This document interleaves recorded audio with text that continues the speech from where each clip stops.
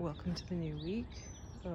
It's literally freezing, 32 Fahrenheit out today. Here's Papa. Here's another one. Oh, here's the other one. Maybe a couple branches dead on them, but otherwise buds on them, which is nice. Huh, maybe they're not dead. Maybe they were just a little darker. Anyway, so my daffodils are up. Here's the stones that I pried up from over here. I can't really move them, they're a little bit too heavy. There, with the dead looking leaves, is the salmonberry bush. Yesterday, I got the last of the roses planted. So now there's roses all along here with mulch on top. I gave one of them to one of my neighbors because they wanted them. Hopefully they do okay there, because hopefully they do okay here. One of the holes that I dug yesterday had literally standing water in it, which is bad because apparently these like growing on beaches and pure sand and can tolerate the salt water. We will see, right? I took the green stuff off my pomegranate here. I don't know if these are live buds or if this thing completely died back to the ground like the last one, but hopefully they're live buds and I have a nice pomegranate tree going. And then right over there is where the last pomegranate died, where I'm going to put an apple. So, walking. So I took when I trimmed back, ooh, they're budding. Oh, and those roses were all budding by yesterday, so I think it was right in the nick of time that I got them finally in the last one. So these look like they've already pushed leaves out, so when I trimmed this yellow teacup rose back, and then the peach one over here, let me see if I can find it. There's a piece of that rose, one of them over here, another one over here that I just, right there, that I shoved in the ground hoping that it would root to just propagate, because I kind of want to, at least this one, I don't know how much I like it growing tucked into the corner here like that. So in the case that I completely chop it down, it will have been nice to have a new part propagated, because digging this up would be a huge pain in the butt. I don't know if I should do that. I don't know if the plant would, the plant would probably survive it in the winter time, but I don't know if my back would. So and I got some toad houses because I saw a toad the other day when I was out after dark, right? So hopefully we have some little toads visiting us. I know that there's toads in the yard. We'll see if they get occupied. What else? Extra pots of dirt from when I was digging up the rhubarb. I think I'm actually gonna put them under the tree on the other side of the house over there, where it's like permanently dark and the grass doesn't grow anyway. And I think I'm gonna put some berry bushes and more pawpaws over there, so the dirt can be a little bit higher, because there's some gnarly roots sticking out of the ground that I can fix. What else? I think these might be Virginia bluebells trying to come up, so I dug them out a little bit. So I think that's what those might be too. When the tree planting guys came through, they kind of demolished everything, right? As they do. So, what else? It's nice and frosty because it was 32. Oh, I got the trees planted out, so we're gonna look. Ooh, there's a little sparrow. We're gonna look at the root. Ooh, the big ones are coming up for sure. And another toad house over here. And I'm gonna move mulch around all of this, so the toad house will be a little bit buried. So I think I got the rhubarb moved just in the nick of time, because it didn't have this many leaves when I moved it over. There's that last one that kind of dies back before the frost, but it comes back as a bunch of little clumps. So this is the one that I gave the neighbor too, because that's the one that the clumps fell off of. Wow, this one's pretty beefy. I'm pretty excited. This is gonna be great. So this is the Claps pear, and it looks like we have some buds going on him. Buds might come out of the tool here, and that's okay, but if I can move it, I will. And then, oh, and I got the the saffron roses were planted in with it, so I planted most of them back in around it. Found some nice rocks when I was digging, and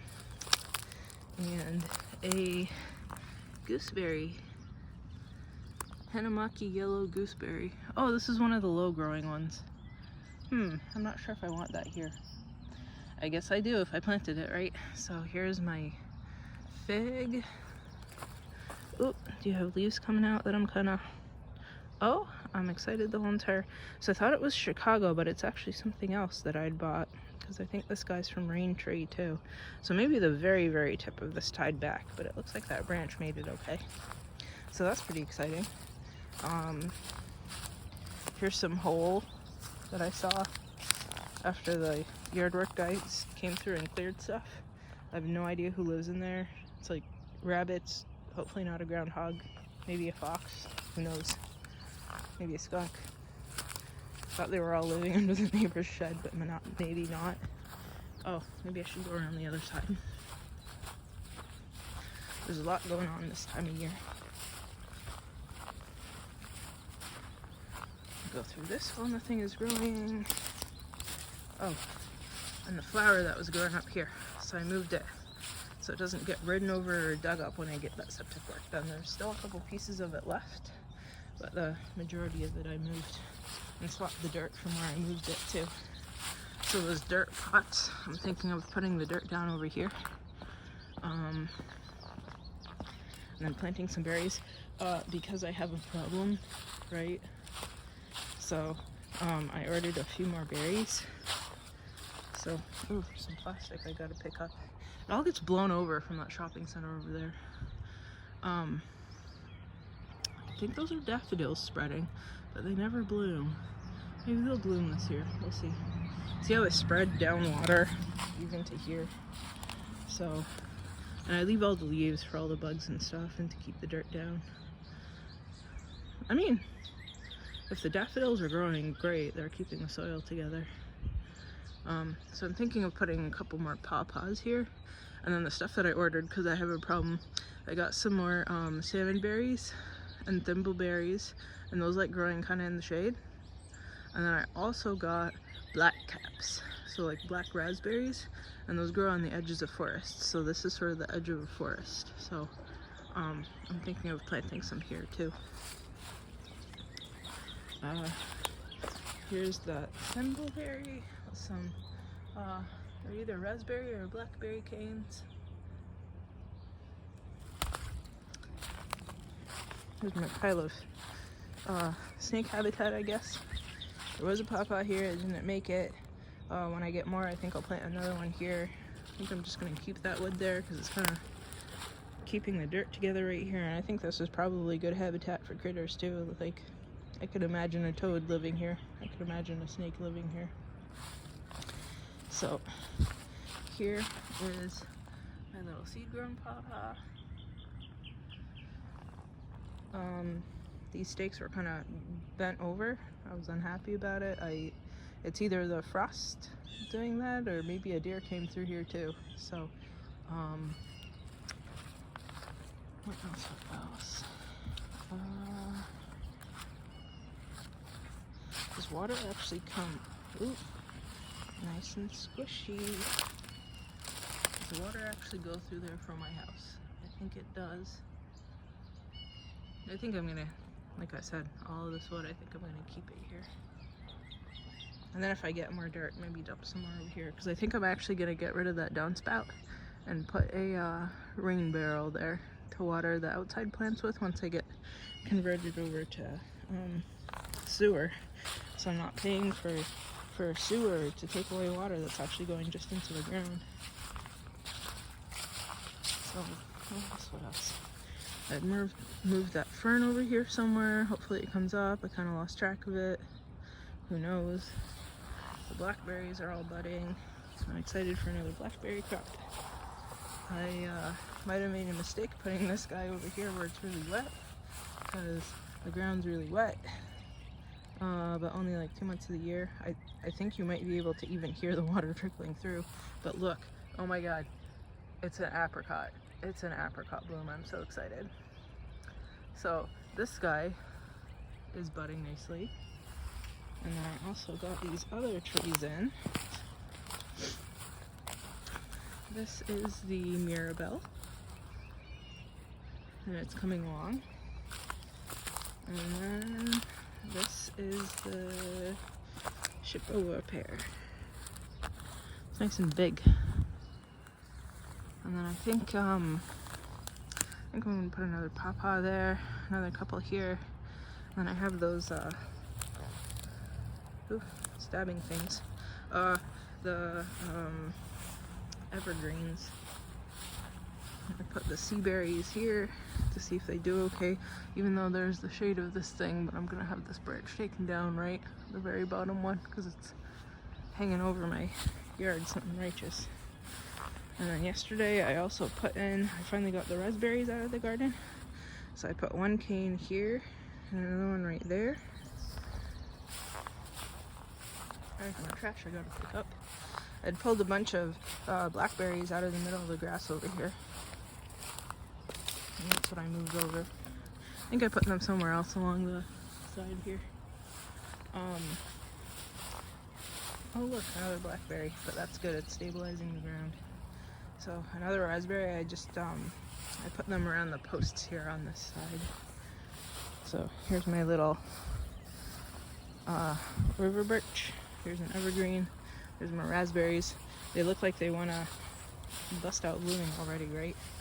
Nicely frost covered, but, and it's pretty wet over here, so I don't know if raspberries like it wet or not, but I guess we'll find out soon enough, right? I don't know if it continued all the way this way, because there's no tree here. I thought about putting a maple in, but then I took it out because who has room for, you know, a 50-foot canopy in suburbia. Then another river birch, another little birch that I'd moved over that, I don't know if the one next to my house is a river birch or a paper birch. And here's another evergreen. Here's where I got that stump taken out. I think I'm gonna put the full-size cherry, the five grafted different varieties there. Because if I back up here, I think it'll have a proper canopy, so if I stick it there, it'll be able to stick out in every direction. And then maybe the, what should I call it? Quincy right here. Still haven't decided, but I think I'm going to put something here. Maybe the jujube. So, what else? Somebody's been trying to dig. That's not good. Maybe I'll move some dirt there. Alright. Snap back some of these things that were in the middle of the walkway.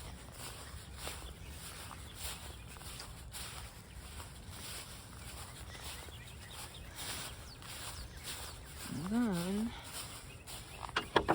coffee's waiting for me when I get in. Here are the repotted honeyberries from seed last year. Ooh, do I have a worm that dug all that up?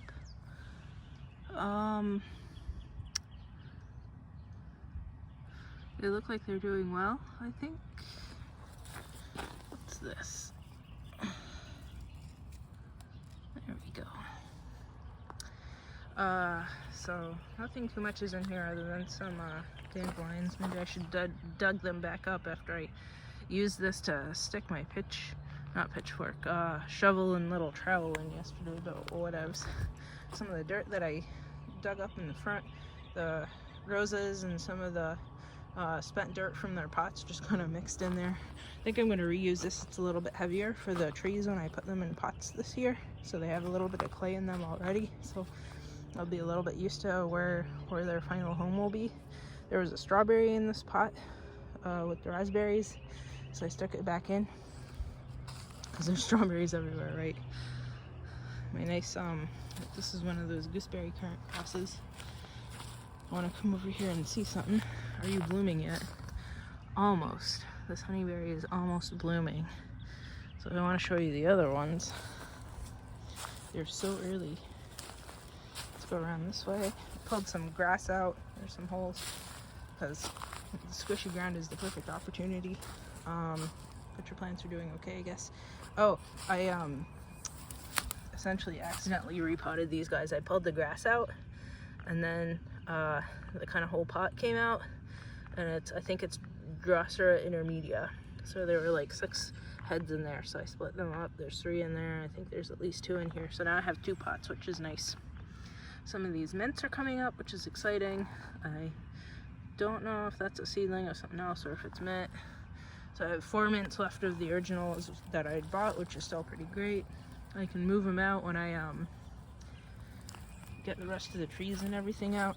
I have some nice mint and strawberries and gooseberries out in the little fruit tree forests. Maybe I should cut back these asparagus. I still need to mix compost in the beds. Yesterday I was out for like 4 hours doing all that transplanting, the roses and the raspberries, and that one flower. So I called it quits, and I don't know if I'm gonna start up again today. Just give my poor back a break, right, so I don't blow it up again. So I still want to move the sorrel. I'm thinking about maybe moving it over here so it's kind of shading out a strip of strawberries instead of the whole entire bed over here. I guess while I'm at it, I can move all the strawberries that have invaded these beds, but I don't even know where I'm gonna put them because there's kind of strawberries everywhere already. We are gonna go look over to the honeyberries. Look at all these nice gooseberries.